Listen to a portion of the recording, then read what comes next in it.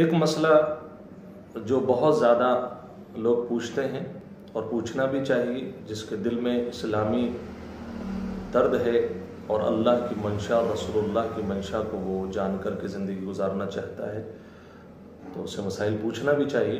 एक मसला वो ये है, क्या हम कुरान करीम को मोबाइल में पढ़ सकते हैं या नहीं। उसी के ज़ेल में एक मसला ये भी है, अगर हम कुरान मोबाइल में पढ़ें तो क्या मोबाइल की स्क्रीन पर जो कुरान आ रहा है उसको ऊपर नीचे करने के लिए जाहिर सी बात है उंगली लगेगी, तो क्या स्क्रीन पर आने वाली आयतों को छूने और टच करने के लिए क्या वुज़ू करना ज़रूरी है, या बग़ैर वुज़ू के भी हम मोबाइल की स्क्रीन पर आने वाली आयतों को हम उंगली से छू सकते हैं। एक सवाल है। तो जवाब उसका पहले सवाल का ये है कि भाई कुरान करीम आप मुसहफ़ में पढ़ें, बहुत अच्छा, और अगर मोबाइल में भी आप कुरान पढ़ते हैं तो आपका ये कुरान मोतबर है। आपके लिए आपके रब से मुलाकात आप मुसहफ़ के ज़रिए करना चाहते हैं, या आप मोबाइल पर उसकी डिस्प्ले पर जो कुरान आ रहा है उसके ज़रिए से आप अपने रब के कलाम को पढ़ना चाहते हैं, दोनों सूरतों में उलमा ने जायज़ करार दिया है। लिहाजा जो लोग मोबाइल के अंदर कुरान करीम के पढ़ने के और उसमें रखने के कायल नहीं हैं, उनकी बात शरीयत के मुताबिक नहीं है। दूसरी बात, कुरान करीम अगर हम डिस्प्ले पर यानी मोबाइल पर पढ़ें तो क्या हमारा वुज़ू ज़रूरी है। तो इस सिलसिले में थोड़ी सी तफसील ये जान लें कि अगर आपकी डिस्प्ले पर वो शो हो रहा है, यानी आयतें आपने कुरान करीम का ऐप खोल लिया या कुरान करीम की आयत अपने डिस्प्ले पर ले आए, तो उलमा ने लिखा है डिस्प्ले पर जिस जगह आयत लिखी हुई है उस आयत को छूने के लिए आपका वुज़ू होना ज़रूरी है।